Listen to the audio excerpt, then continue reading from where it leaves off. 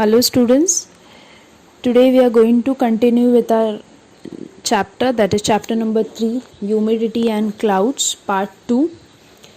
In this we are going to study condensation, sublimation and densification.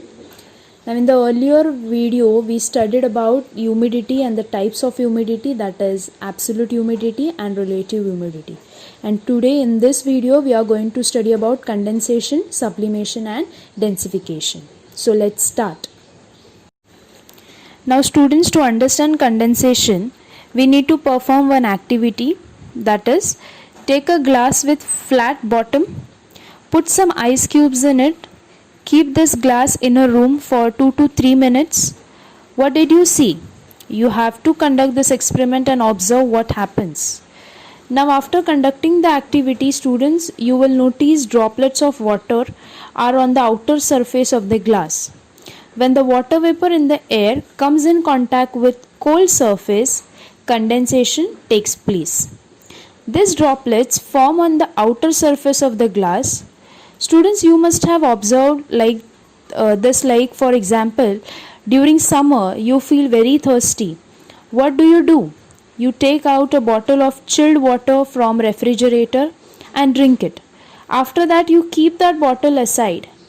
After few minutes, after that you notice that some droplets of the water on the bottle later. It is quite fascinating to watch. But then what condensation is? Now what is condensation? The process of changing of water vapor in the air into water is called condensation or densification. We say that the condensation is the process by which water vapor in the air is changed into liquid form. In other words, the water in the air, a gas known as water vapor. Now next is sublimation. The process of vapor changing into solid state is called as sublimation. Now let us study what is sublimation in detail. Sublimation, that is, it involves direct vaporization and condensation of solid without formation of an intermediate liquid phase. We can also say that the sublimation is specialized change of state where the solid substance keeps the liquid phase and moves directly into the gas phase. This occurs because the substance absorbs energy from the surrounding, where the melting never occurs. Now next is, what is dew point? The air containing moisture to its full capacity at a given temperature is said to be saturated. It means that the air at the given temperature is incapable of holding any additional amount of moisture at that particular stage. The temperature at which saturation occurs in a given sample of air is known as dew point. Dew point occurs when relative humidity is equal to 100%. Now here, if the temperature of the air reduces, its vapor holding capacity also reduces. So when relative humidity of the air becomes 100%, vapor starts condensing, and at that time the temperature of the air should be at dew point. It implies that for condensation, temperature should be low and relative humidity must be high.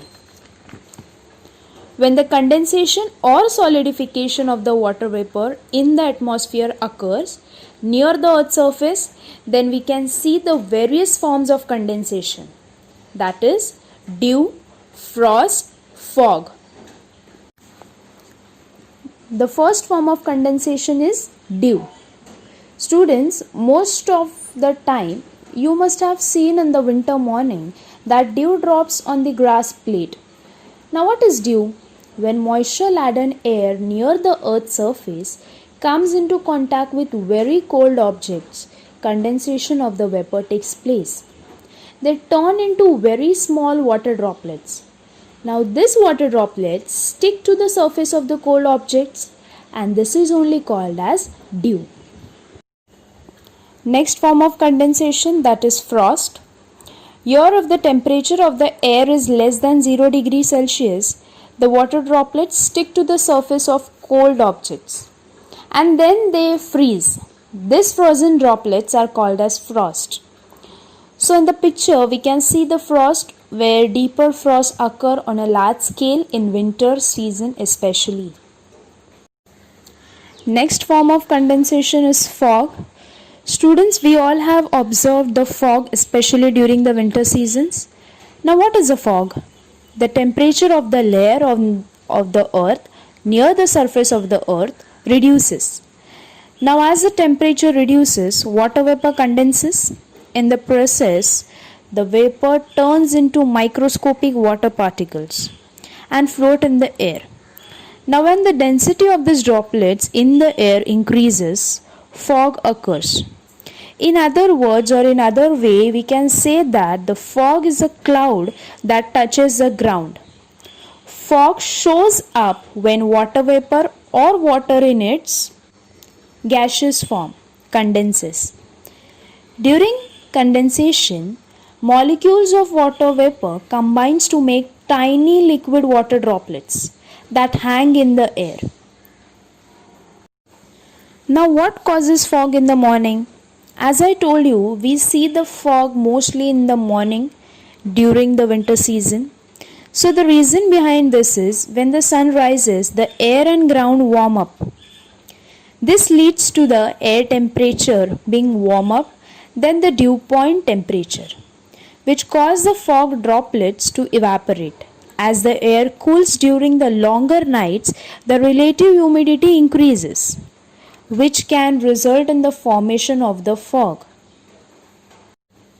With this, we have completed part 2 of chapter number 3, that is humidity and clouds. In the next part, means in the next video, we are going to study clouds and types of clouds. Thank you.